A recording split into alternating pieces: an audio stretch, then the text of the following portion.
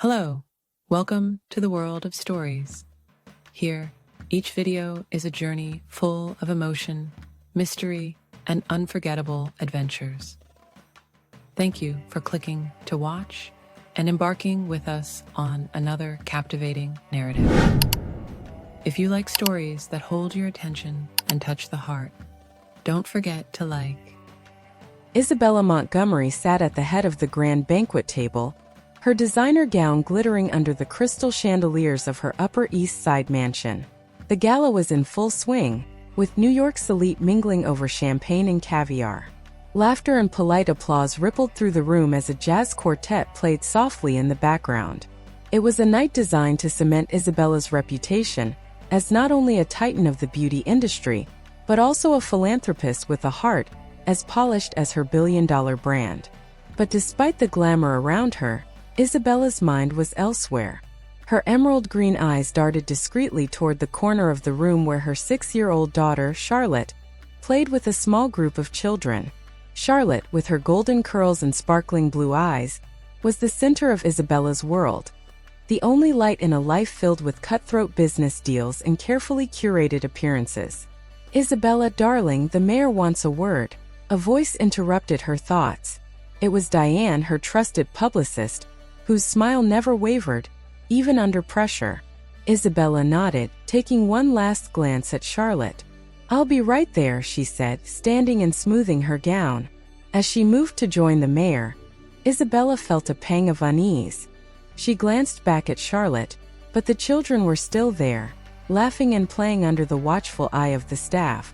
Shaking off her discomfort, she plastered on a radiant smile and turned to her duties as the evening's hostess. The gala wound down around midnight, and the mansion grew quieter as the last of the guests filtered out. Isabella walked through the now empty ballroom, her heels clicking softly against the polished marble floors. She glanced at her watch, 12:15 a.m. It was later than she'd intended, but the event had been a success. She turned to head upstairs to Charlotte's room, eager to tuck her daughter into bed and share a few moments of quiet after the whirlwind evening. But as she climbed the grand staircase, the unease from earlier returned, stronger this time. Charlotte's bedroom door was ajar, and the soft light of her bedside lamp spilled into the hallway. Isabella pushed the door open, expecting to find her daughter asleep amidst her plush toys and fairy tale books. The bed was empty. "Charlotte," Isabella called, her voice sharp with worry. Silence answered her. Panic surged as she searched the room, her perfectly manicured hands throwing back blankets and peering under the bed. There was no sign of her daughter. Isabella's breath quickened as she ran into the hallway, calling Charlotte's name louder now. She rushed from room to room, her heels echoing in the cavernous mansion. "Diane!" "Security!" Isabella shouted, her voice cracking. Within moments, Diane and several members of the security team appeared, their faces pale with alarm. "What's going on?" Diane asked, grabbing Isabella's arm to steady her. "It's Charlotte," Isabella said, her voice trembling. "She's gone." The next hours blurred into chaos. Police officers swarmed the mansion, their radios crackling as they questioned staff and guests who were still on the property.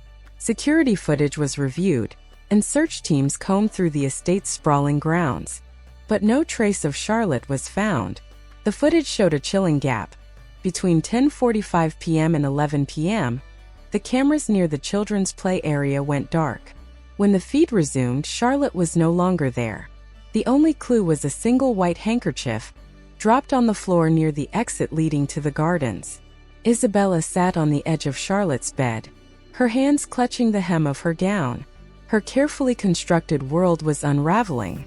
The police assured her they would do everything in their power to find her daughter, but the emptiness of their promises only deepened the pit in her stomach. As the first light of dawn crept through the windows, Isabella knew one thing with absolute certainty.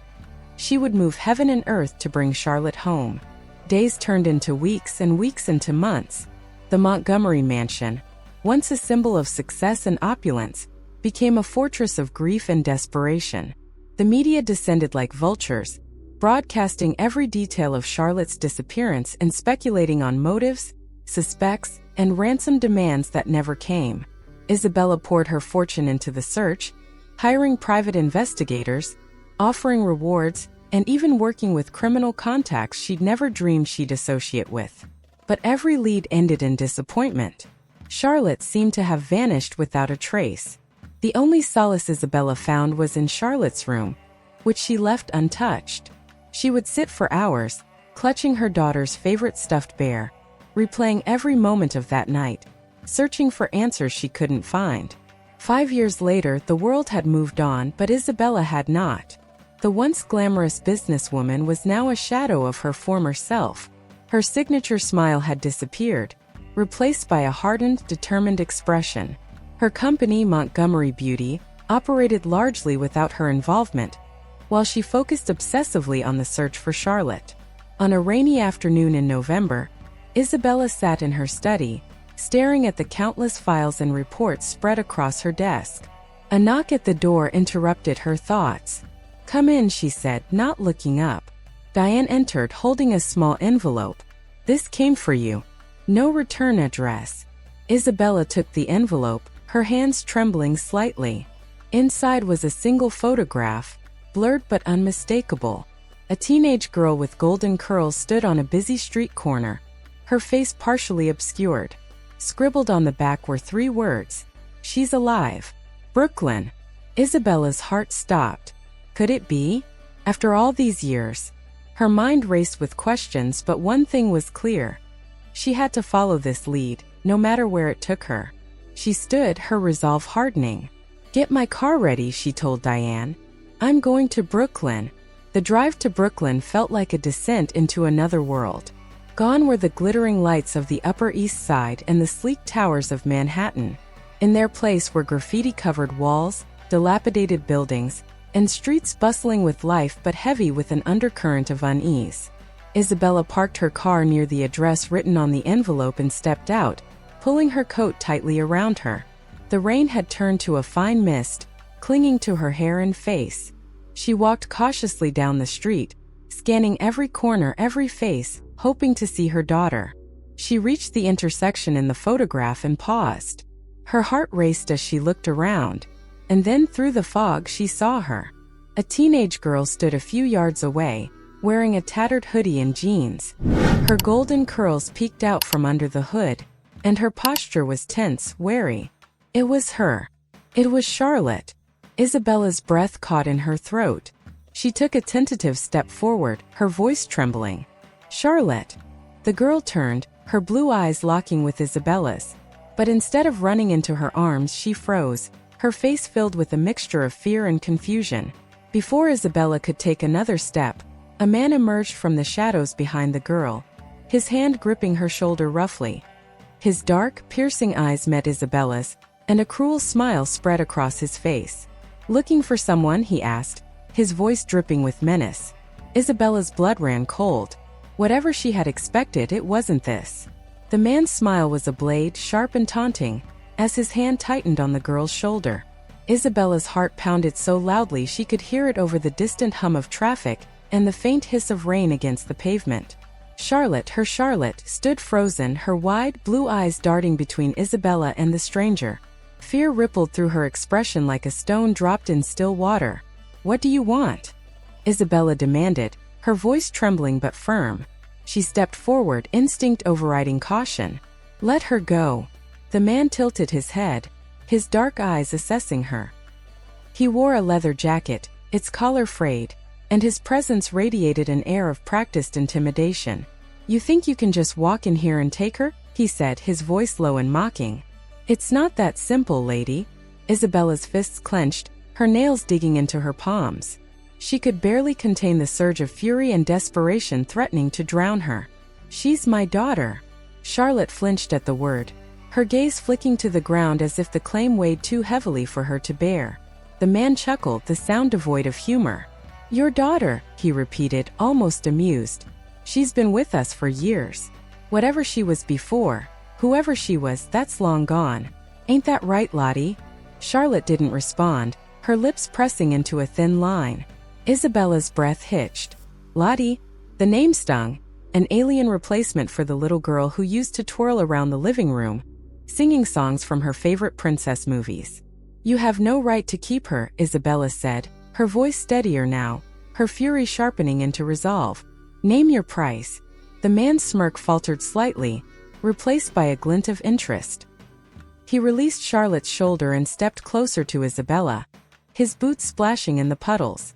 "Price?" he mused, his tone shifting to one of calculated curiosity. "Lady, you really don't understand what's going on here, do you?" "I understand that you took my child," Isabella spat, her composure cracking. He held up a hand, silencing her. "No one took her. She was sold. Big difference." The words landed like a punch to the gut. Isabella staggered back, her mind spinning. "Sold," she whispered, the weight of the revelation threatening to crush her. "You rich types never think about what happens when you're too busy at your fancy parties to pay attention," the man said coldly. "She's not the same kid you lost. She belongs to us now." "To me." Isabella's stomach churned, nausea rising as her thoughts raced. This wasn't just a simple abduction. This was something darker, something far more horrifying. Before she could respond, the man gestured to Charlotte. "Get inside," he ordered. Charlotte hesitated, her eyes lingering on Isabella for a fleeting moment, just long enough for Isabella to see the plea buried beneath her fear. Then she turned and walked toward a nondescript door at the edge of the alley. "Wait!" Isabella shouted, moving to follow, but the man stepped in her path, blocking her with a hard shove. She stumbled, her heels slipping on the wet pavement. "Listen," he said, his voice low and menacing. "You don't get to waltz in here and take what you want. If you really want her back, you'll follow the rules. And if you cross me again, there won't be a next time." Before Isabella could respond, he slipped through the door, slamming it shut behind him. The alley was silent now, save for the distant rumble of thunder. Isabella stood frozen, her soaked coat clinging to her like a second skin. Her chest heaved as she tried to process what had just happened. Charlotte was alive. After all these years, she was alive. But she was also trapped in a world Isabella couldn't fully comprehend. Shaking herself free from the paralysis, Isabella reached for her phone and dialed the only person she trusted for situations like this. "Marcus," she said as soon as the line connected. "Isabella." The voice on the other end was rough, tired. "It's been a while. What's going on?" "I found her," Isabella said, her voice cracking. "I found Charlotte." There was a pause, and when Marcus spoke again, his tone was sharp. "Where are you?" She rattled off the address, pacing as adrenaline surged through her. "Stay there," Marcus said. "I'm on my way." 20 minutes later, headlights cut through the darkness as a black SUV pulled into the alley. Marcus Hale stepped out, his tall frame and broad shoulders silhouetted against the streetlights. He was in his late 40s, his face weathered from years of navigating New York's underbelly as a private investigator. "Isabella," he said, striding toward her. "Tell me everything."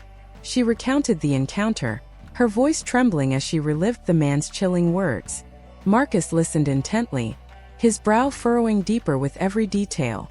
"This isn't just a kidnapping," he said when she finished. "It sounds like she's part of a trafficking ring. These guys don't let go easily." "I don't care how dangerous they are," Isabella said fiercely. "I need her back." Marcus nodded. "I'll look into it. But this isn't going to be quick or clean. You need to be prepared for what we might find." "I've spent 5 years preparing for this," Isabella said, her eyes blazing with determination. "Whatever it takes, Marcus. I'm not leaving without her." The hours that followed were a blur of strategy and planning. Marcus used his contacts in the criminal world to gather intelligence, while Isabella wrestled with the weight of what she had learned. As dawn broke over the city, Marcus returned with grim news. "The man you described is Victor Kane," he said, dropping a file onto the table. Inside were grainy surveillance photos and a rap sheet filled with violent offenses. "He's a known trafficker. Runs a small crew out of Brooklyn, mostly focusing on teenagers." Isabella's stomach turned. "How do we stop him?" "We'll need leverage," Marcus said. "Something he wants more than her. These guys only deal in power and money. You have the money, but we need to find his weakness." Isabella's gaze hardened. "Then find it. Whatever it takes, Marcus." He nodded. "I'll get started. But you should know, this won't just be about her. These rings don't work in isolation. Once you pull one thread, the whole thing unravels. Good, Isabella said, her voice like steel. Let it unravel. Let them all fall. As Marcus left to begin his work, Isabella sat alone in the dim light of the study. Her hands trembled as she picked up Charlotte's photograph again. The little girl she had lost was now a stranger. Caught in a nightmare Isabella had to end. Tears streamed down her face, but they weren't tears of defeat. They were the tears of a mother who had made a vow. A promise that no matter how deep the shadows, she would find a way to bring her daughter back into the light. The rain had started again, pattering softly against the windows of Isabella's penthouse, as she stared out over the glittering New York skyline. She barely registered the city's usual hum, the sirens, the chatter of traffic, the occasional burst of laughter from the streets below. All she could hear was the man's voice echoing in her head. She was sold. She belongs to us now. The words felt like a brand on her soul, a burning reminder of how far Charlotte had been dragged from the life she deserved. Isabella gripped the edge of the desk, her knuckles white. Her entire world had once revolved around appearances, impeccable gowns, lavish events, headlines filled with praise. But none of it mattered now. All that mattered was pulling Charlotte out of the nightmare she had been trapped in. A knock at the door broke her reverie. Marcus Hale stepped inside, his broad shoulders and serious demeanor filling the room.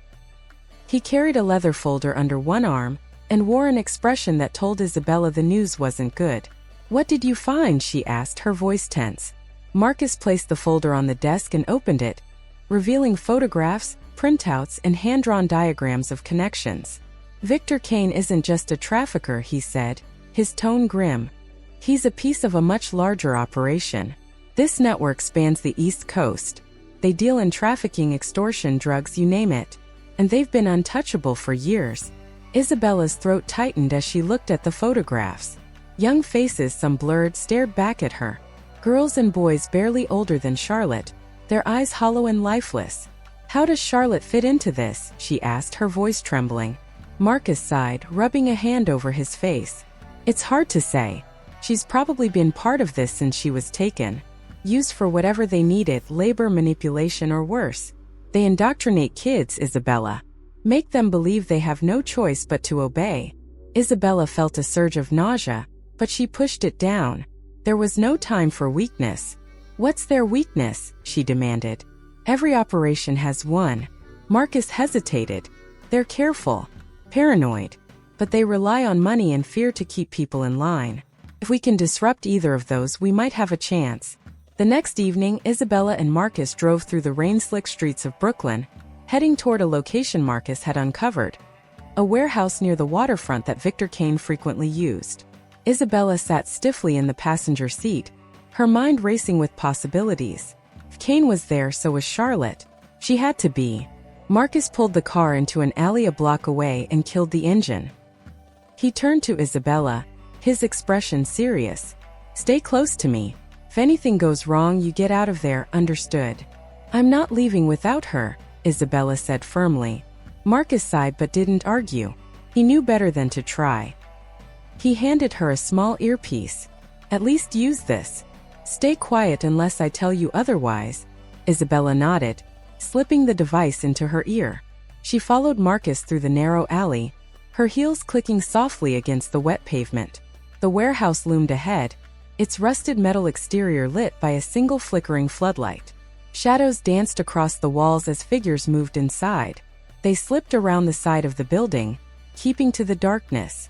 Marcus pressed a finger to his lips and motioned for Isabella to wait while he peered through a broken window. After a moment, he beckoned her forward. Isabella crept closer, her heart pounding as she peeked inside. The scene was chilling. A group of teenagers, including Charlotte, sat in a corner, their faces blank and their shoulders hunched. Victor Kane stood nearby, speaking with a man in a suit, his voice low but firm. "They're moving them tomorrow," Marcus whispered, his breath warm against her ear. "We need to act fast." Isabella's gaze locked on Charlotte. Her daughter's golden curls were now dull and tangled, and her face was thinner, more angular than Isabella remembered. But it was her. Isabella's heart twisted as she watched Charlotte flinch at a sudden loud noise, her fear visible even from a distance. "We have to get her out," Isabella whispered, her voice cracking. "We will," Marcus assured her. "But we can't do it alone." I'll make some calls. You need to be ready. The following night, Marcus assembled a small team of trusted allies, ex-cops, investigators, and a few locals who knew the ins and outs of Brooklyn's criminal world. They gathered in an abandoned office building a few blocks from the warehouse, reviewing the plan. We're hitting them hard and fast, Marcus said, pointing to a map of the warehouse. 2 teams, one to distract and one to extract. The goal is to get the kids out before they even realize what's happening. Isabella stood near the back of the room, her arms crossed tightly over her chest. She hated the idea of waiting, but Marcus had been adamant. Her presence would only complicate the extraction. As the team prepared to move, Marcus approached her. "We've got this," he said, his tone reassuring. "But I need you to be ready to take her and run the moment we bring her out." Isabella nodded, her jaw tight. "I'll be ready." The warehouse raid began just after midnight. Isabella watched from a safe distance, her heart in her throat as the first explosion rocked the building. A carefully planted smoke bomb designed to create chaos without harming anyone. She could hear shouting and the sound of breaking glass as Marcus and his team stormed the warehouse. Every second felt like an eternity. Her hands shook as she clutched the steering wheel of the van Marcus had left for her, ready to bolt the moment Charlotte was safe. Finally, the radio crackled to life. "We've got them," Marcus's voice said, tense but triumphant. "Head to the pickup point." Isabella didn't wait. She started the van and drove to the designated spot, her pulse racing. When she arrived, Marcus was already there, helping a group of dazed and frightened teenagers into a waiting vehicle. And then, through the haze of smoke and rain, Isabella saw her. "Charlotte," she whispered, leaping out of the van. Charlotte stood frozen, her eyes wide with disbelief as Isabella approached. For a moment it was as if time had stopped. Isabella reached out, her hand trembling, and gently touched Charlotte's face. "It's me, baby," she said, tears streaming down her cheeks. "It's Mom." But instead of running into Isabella's arms, Charlotte stepped back, her expression wary. "Why did you come?" she asked, her voice barely audible. Isabella's heart shattered. "I came to bring you home," she said, her voice breaking. Charlotte shook her head, tears brimming in her own eyes. "You shouldn't have come. They'll never stop." Before Isabella could respond, the roar of an approaching car shattered the moment. Marcus shouted for them to move, but it was too late. A black SUV screeched to a halt, and Victor Kane stepped out, his face a mask of fury. "You think this is over?" he growled, pulling a gun from his jacket. Isabella shielded Charlotte with her body, her heart pounding as Marcus stepped forward, his weapon drawn. The standoff was electric, the tension so thick it felt like the world itself was holding its breath. "Let her go," Marcus said, his voice steady. "It's over, Kane." Kane sneered. "You have no idea what you've started." And in that moment, Isabella realized the fight for her daughter was far from over. Victor Kane's sneer seemed to deepen as rain pelted the asphalt between the two groups. His hand remained steady on the gun, the barrel pointed squarely at Marcus. Isabella clutched Charlotte tightly, shielding her daughter with her own body. Behind her, she could feel Charlotte trembling. Whether from fear, cold, or something deeper, Isabella couldn't tell. "This doesn't end tonight," Kane said, his voice dripping with menace. "You think you've won? You've just made it worse." "Drop the gun, Kane," Marcus commanded, his tone as sharp as the steel he held in his hand. His stance was solid, unyielding. "This isn't a negotiation. You're outnumbered, and you know it." Kane's dark eyes flickered to the group behind Marcus, who were moving the rescued teenagers into the van Isabella had brought. Though he remained defiant, his jaw tightened. He was calculating, weighing his options. For a moment, Isabella thought he might stand down. But then he smiled. It was a chilling expression, one that sent a shiver down Isabella's spine. "You don't understand what you've just done," Kane said. "They'll come for all of you. And when they do, there won't be any place to hide." With that, he took a step back and fired a single shot, not at Marcus but into the air. The sound cracked like thunder, making everyone flinch. Then, before anyone could react, Kane dove into the black SUV, the tires screeching as he sped off into the night. The aftermath of the raid was chaotic. Marcus and his team quickly assessed the scene, ensuring the rescued teenagers were accounted for and uninjured. Isabella stayed close to Charlotte, who sat on the curb with a vacant expression, her arms wrapped tightly around her knees.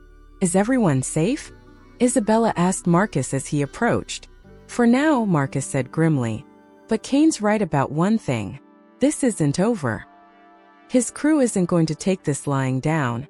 What do we do? Isabella asked, her voice breaking under the weight of the question. She looked at Charlotte, her heart aching at the distance in her daughter's eyes. I can't lose her again. Marcus crouched down, meeting Isabella's gaze.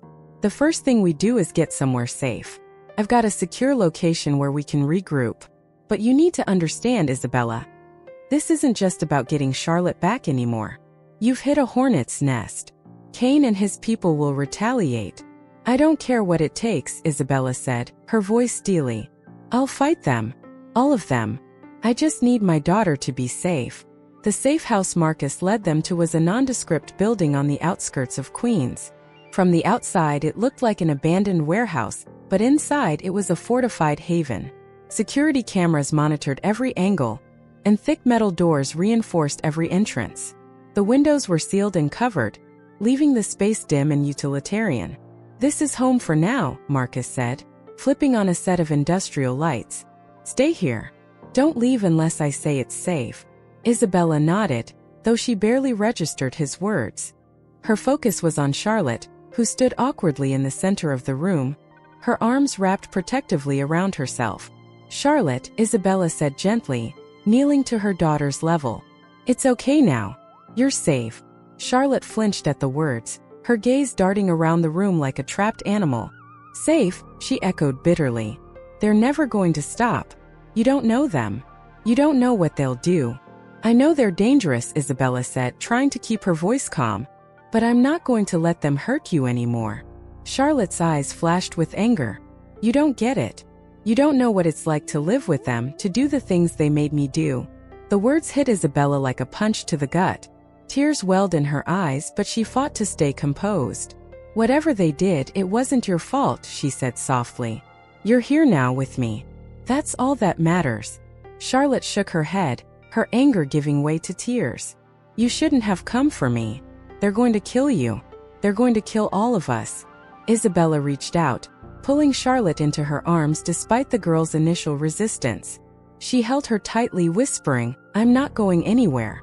I promise. As night fell, the safe house became eerily quiet. Marcus was in a back room, talking in hushed tones with one of his contacts.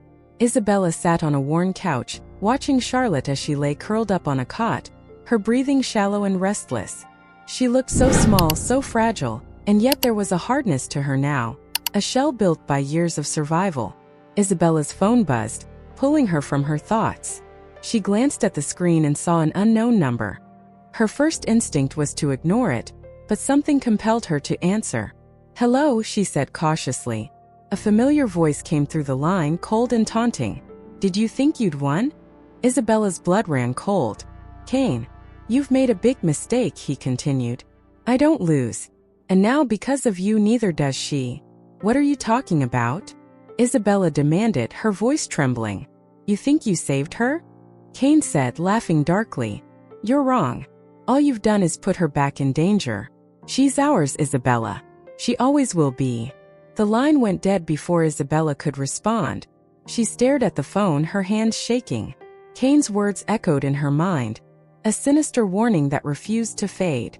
Marcus appeared in the doorway, his expression dark. What happened? It was Kane, Isabella said, her voice barely above a whisper. He said she's still theirs. Marcus's jaw tightened. He's bluffing. What if he's not? Isabella said, her voice rising. What if they've done something to her? What if she's not really free? Marcus hesitated, his silence confirming her worst fears. They've conditioned her, Isabella realized, the horror dawning on her. They've broken her so completely that she doesn't believe she can be free. We can undo it, Marcus said firmly. It won't be easy, but it's possible. You just have to stay strong for her. Isabella looked over at Charlotte, who was still tossing fitfully in her sleep. She had fought so hard to find her daughter, but now it felt like the battle had only just begun. Kane's voice lingered in her ears, a chilling reminder of the power he still held. But Isabella refused to give up. No matter what it took, No matter how dark the path became, she would fight for her daughter. Kane and his network might have stolen years from them, but she wouldn't let them take another second. "They'll regret ever touching her," Isabella said, her voice low but resolute. "I'll destroy them all." The tension in the safe house was suffocating. The industrial lights buzzed faintly overhead, casting cold, harsh illumination over the stark room. Isabella sat at the metal table in the center, her mind racing. Kane's words haunted her like a shadow, and no matter how she tried to push them away, they clung to her thoughts. Charlotte sat in the corner, her knees pulled to her chest. She avoided eye contact, her expression distant, almost vacant. Isabella wanted to reach out, to comfort her, but every attempt to connect had been met with resistance.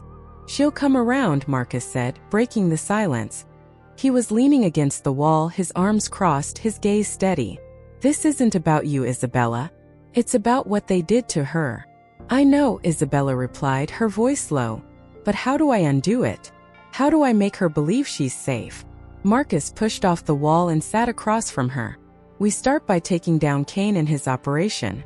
Once she sees he's out of the picture, she'll start to trust again. Until then, she's going to stay in survival mode." Isabella nodded, her jaw tightening. She glanced at Charlotte again, her heart aching at the sight of her daughter, so small, so fragile, yet so hardened. "I'll fix this," she thought. "I'll bring her back." The first step was information. Marcus had already begun digging into Kane's network, using his contacts to trace every lead, every connection. What he uncovered was chilling. Kane wasn't just a cog in the wheel, he was a linchpin. His network stretched farther than they'd initially thought, with ties to corrupt officials, business magnates, and even law enforcement. "He's insulated," Marcus explained, spreading a series of maps and documents across the table. "That's how he stayed untouchable for so long. He has people in high places protecting him. Then we bring them down too," Isabella said, her voice filled with determination. "It's not that simple," Marcus warned. "These people don't go down without a fight. And if we make the wrong move, they'll come after us." And Charlotte? Isabella's stomach churned at the thought, but she refused to back down. "What do we need?" Marcus hesitated, then pointed to a grainy photo of a man standing next to Kane. "This is Declan Wren. He's one of Kane's key partners, a mid-level player who oversees the trafficking operations in the tri-state area. If we can get to him, we can start dismantling Kane's network from the inside." "How do we get to him?" Isabella asked. Marcus's expression darkened. "We use bait." The plan was risky, dangerous even, but Isabella was willing to do whatever it took. Marcus arranged a meeting with one of his informants, a woman named Raina who had ties to Kane's organization. Raina had agreed to provide information on Declan Wren's movements in exchange for protection. The meeting took place in a rundown diner on the edge of Queens. Isabella and Marcus arrived early, scanning the area for any signs of trouble. Raina showed up a few minutes later, her demeanor cautious, her eyes darting nervously around the room. "You're late," Marcus said, his tone clipped. "Traffic," Raina replied, sliding into the booth across from them. She was a petite woman with sharp features and a guarded expression. "You're lucky I'm here at all. Do you know what Kane would do to me if he found out I was talking to you?" "We appreciate the risk you're taking," Isabella said, leaning forward. "But we need to know everything you have on Wren." Raina sighed, running a hand through her short hair. "Wren's slippery. He doesn't stay in one place for long, but he's predictable. He likes routine, specific clubs, specific people. I've got a list of his usual haunts." She slid a piece of paper across the table. Marcus glanced at the list and nodded. "This is good." Raina hesitated, then added, "There's something else. Kane's been agitated lately. Rumor is, he's not just mad about losing the kids in that raid. He's mad about you, Isabella." Isabella stiffened. "What do you mean?" "He knows who you are. And he's not just coming for your daughter. He's coming for your company." The words hit Isabella like a blow. "My company?" Raina nodded. "Kane has connections in high places, remember? If he can't hurt you physically, he'll hurt you where it counts. Your reputation, your business, everything you've built." Isabella's hands curled into fists. "He won't win," she said through gritted teeth. "He can try, but I won't let him destroy what I've built." Marcus placed a hand on her arm, grounding her. Focus on the task at hand. We'll deal with Kane's threats, but first we need to take out Ren. That night, Isabella sat in the safe house, reviewing the list of Ren's known locations. Marcus had sent Reina to a secure location for protection, and the rest of the team was preparing for their next move. But Isabella couldn't shake the weight of Reina's warning. Kane wasn't just trying to destroy her family, he was trying to obliterate her entire life. She looked over at Charlotte, who was asleep on the cot, her face peaceful for the first time since the raid. Isabella felt a surge of determination. "I'll protect you," she whispered. "No matter what it takes." The following evening, Marcus and Isabella staked out one of Ren's favorite clubs, a seedy establishment in the Bronx. The plan was simple. Isolate Ren, get him alone, and extract information about Kane's operation. Isabella waited in the car while Marcus went inside, his earpiece transmitting his movements back to her. The minutes ticked by agonizingly slowly, each one stretching into eternity.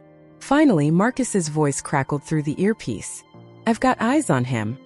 He's at the bar." "What's the play?" Isabella asked. "I'm going to approach," Marcus replied. "Stay ready. If things go south, I'll need you to move fast." Isabella's grip tightened on the steering wheel. Her pulse raced as she listened to the exchange through the earpiece. "Declan Ren," Marcus said, his tone casual. "Who's asking?" Ren replied, his voice rough and wary. "A friend of Victor Kane," Marcus lied. "We need to talk."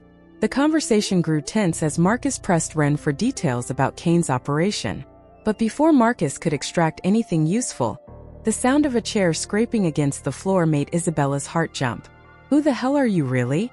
Ren demanded, his tone dangerous. The sound of a struggle erupted through the earpiece. "Marcus!" Isabella shouted, throwing open the car door. She sprinted toward the club, her heart pounding as she braced for the worst. The sound of commotion from the club sent a jolt of adrenaline through Isabella as she sprinted toward the entrance. The bouncer at the door barely glanced at her before stepping aside. Either he was used to chaos or too preoccupied to care.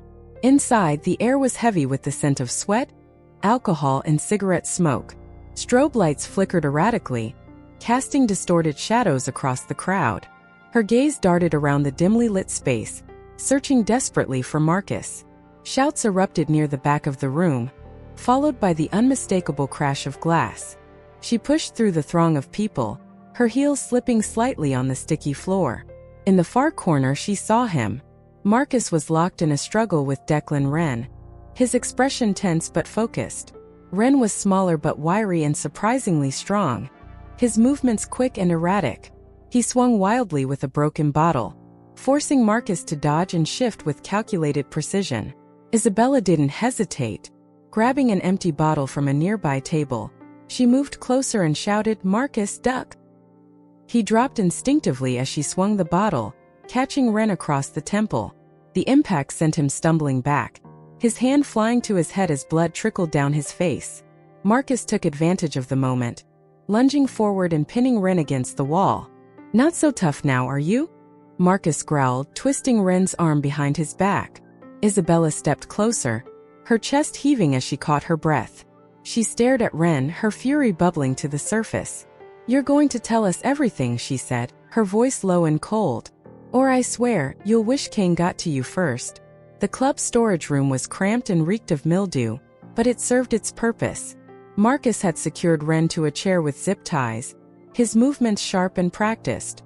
Ren glared at them, his eyes full of defiance despite the blood trickling down his temple. "You're making a mistake," Ren said, his voice raspy. "You don't know who you're dealing with." "Funny," Marcus replied, crouching in front of him. "I was about to say the same thing." Isabella stepped forward, her heels clicking against the concrete floor. She folded her arms, her gaze icy. "Where is Kane's main operation?" Ren smirked, leaning back in the chair as far as his restraints allowed. "Even if I told you, it wouldn't matter. Kane's untouchable. You can't win." "Wrong answer," Isabella said, her tone calm but threatening. She nodded to Marcus, who reached into his pocket and pulled out a small blade. Ren's smirk faltered as Marcus brought the blade close to his face. "Want to try again?" Marcus asked, his voice low and menacing. For a moment, Ren seemed to consider his options. His jaw tightened and a bead of sweat rolled down his cheek. "All right," he said finally, his voice tense. "Kane's been using an old shipping yard on Staten Island. It's where he keeps everything. The product, the kids, the money, it all goes through there." Isabella's stomach churned at the word kids. "What kind of security are we talking about?" "Enough to put you in the ground if you're stupid enough to go there," Ren snapped. "But hey, be my guest. I'll enjoy watching Kane clean up the mess." Marcus stood, his expression grim. "We'll see about that." Back at the safe house, Isabella and Marcus pored over maps and satellite images of the Staten Island shipping yard. The facility was sprawling, with multiple warehouses, loading docks, and rows of shipping containers.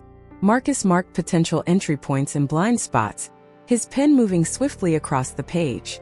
"This is going to take a small army," Marcus said, frowning. "Kane's got men everywhere, and we don't know how many kids are inside." "We'll need backup," Isabella said, her voice resolute. "What about your contacts?" Marcus hesitated. "I can call a few, but most of my guys won't touch something this big.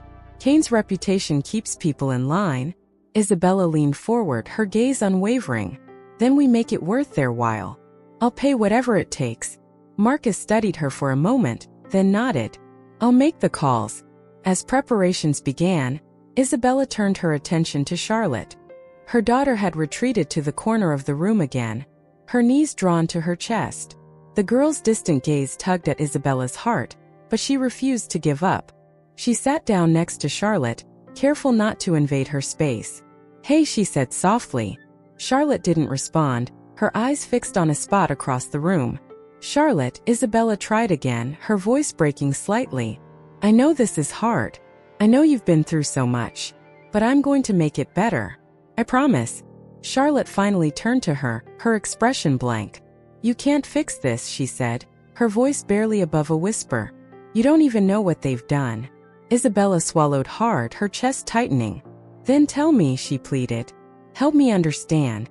Charlotte shook her head, tears welling in her eyes. "It doesn't matter. Kane always finds a way. Even if you stop him now, there's someone else waiting to take his place. It never ends." "It does end," Isabella said firmly. "It ends with us.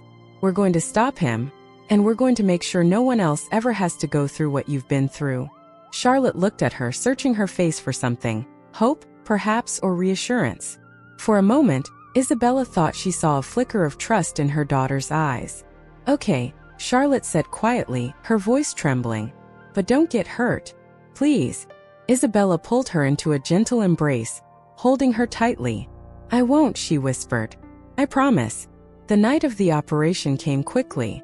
Marcus's team had grown, bolstered by a handful of mercenaries Isabella had hired through her vast network. The safe house buzzed with quiet energy as final preparations were made. Marcus gathered everyone in the main room, his expression serious. "This is it," he said, pointing to the map spread out before them. "We go in hard and fast.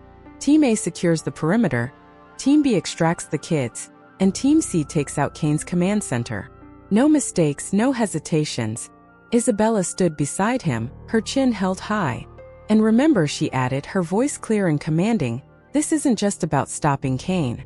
This is about saving lives. Stay focused. Stay sharp." The team nodded, their resolve palpable. As they loaded into the vehicles and drove toward Staten Island, Isabella felt a mix of fear and determination coursing through her veins. The stakes had never been higher, but neither had her resolve. This was the moment. She was going to end this once and for all. The convoy moved in silence through the darkened streets, headlights slicing through the mist that clung to Staten Island's industrial waterfront. Isabella sat in the lead vehicle, her heart pounding in her chest as they approached the shipping yard. The sprawling facility loomed like a shadow, its rows of shipping containers forming a labyrinth that concealed untold horrors.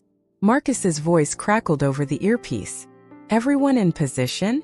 A series of confirmations followed, each one punctuated by the sound of weapons being readied and equipment being checked. Isabella adjusted her own earpiece, her hand steady despite the storm of emotions raging inside her. "Stay close," Marcus said to her. "If anything goes wrong, you pull back immediately. No arguments." Isabella didn't respond. She wasn't leaving until Charlotte, and every other child trapped in Kane's nightmare, was safe. The team entered the yard under the cover of darkness. Marcus led the way, his movements swift and deliberate as he signaled for the others to fan out. The silence was oppressive, broken only by the occasional creak of metal or the distant hum of machinery. Isabella followed close behind, her footsteps muffled by the damp ground. Her eyes scanned every shadow, every corner, her senses on high alert. Somewhere in this maze of steel and concrete, Kane was waiting. The first sign of trouble came quickly. A guard emerged from behind a stack of containers, his flashlight cutting through the gloom. Before he could sound the alarm, one of Marcus's men neutralized him with a swift, silent takedown. "Keep moving," Marcus whispered, motioning for Isabella to follow. They pressed deeper into the yard, their path illuminated by dim floodlights that cast long, eerie shadows. The tension was suffocating, each step bringing them closer to the heart of Kane's operation. The first warehouse was nearly empty, its vast interior echoing with the faint hum of refrigeration units. Isabella's heart sank as she scanned the space. There were no signs of the children or of Kane.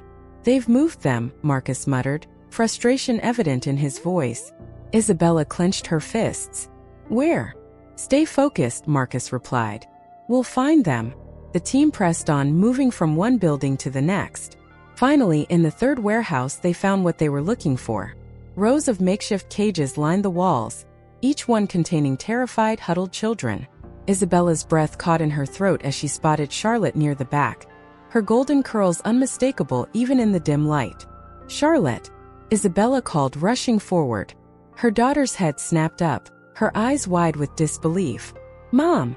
Isabella reached the cage, her hands fumbling with the lock. "I'm here," she said, her voice trembling. "I'm getting you out." Charlotte's lip quivered as tears streamed down her face. "I didn't think you'd come." "I promised you," Isabella said, her own tears blurring her vision. Marcus appeared beside her, cutting through the lock with a pair of bolt cutters. The cage door swung open, and Charlotte threw herself into Isabella's arms, sobbing uncontrollably. "It's okay," Isabella whispered, holding her tightly. "I've got you. You're safe now." The moment of relief was short-lived. A shout from the far end of the warehouse shattered the silence, followed by the deafening crack of gunfire. "Kane's here," Marcus shouted, pulling Isabella and Charlotte behind a stack of crates. "Stay down." Chaos erupted as Kane's men flooded the warehouse, their weapons blazing. Marcus's team returned fire, the sharp reports echoing through the cavernous space. Isabella shielded Charlotte with her body, her heart racing as bullets ricocheted off the walls around them. "We need to get out of here," she shouted to Marcus. "Working on it," Marcus replied, his voice strained as he returned fire. Suddenly, Kane's voice boomed across the warehouse, cold and mocking. "Isabella, did you really think you could take this from me?" Isabella's blood ran cold. She peeked out from behind the crates and saw Kane standing on a metal catwalk above them, a rifle slung across his shoulder. His dark eyes gleamed with fury. "This ends now," Kane shouted, raising his weapon. Before he could fire, Marcus took aim and squeezed the trigger. The shot rang out, striking Kane in the shoulder and sending him tumbling from the catwalk. He hit the ground hard, his weapon clattering away. The remaining guards faltered, their morale breaking as they saw their leader fall. Marcus's team moved swiftly, disarming and securing the men before they could regroup. Kane groaned as he tried to stand, blood pooling beneath him. Isabella stepped forward, her gaze cold and unyielding. "You'll never hurt her again," she said, her voice trembling with emotion. Kane sneered, his teeth stained red. "You think you've won? There's always someone else. You can't stop it." Isabella shook her head. "Maybe not. But I've stopped you." The aftermath was a blur. Police and federal agents swarmed the shipping yard, taking Kane and his men into custody and securing the children. Isabella stayed close to Charlotte, refusing to let her out of her sight. As the sun rose over Staten Island, Isabella stood outside the warehouse, holding Charlotte's hand. Marcus approached, his expression weary but satisfied. "You did it," he said. "You saved her." "We did it," Isabella corrected, her gaze softening. "Thank you, Marcus. For everything." He nodded, a rare smile tugging at his lips. "You're welcome." Thank you for watching the emotional ending of this story here on Story World. If you enjoyed this journey full of suspense, action, and emotion. Don't forget to like, share, and most importantly, subscribe to the channel so you don't miss any of our next amazing stories. Click on the videos that are appearing on the screen to continue getting excited with us. Until next time.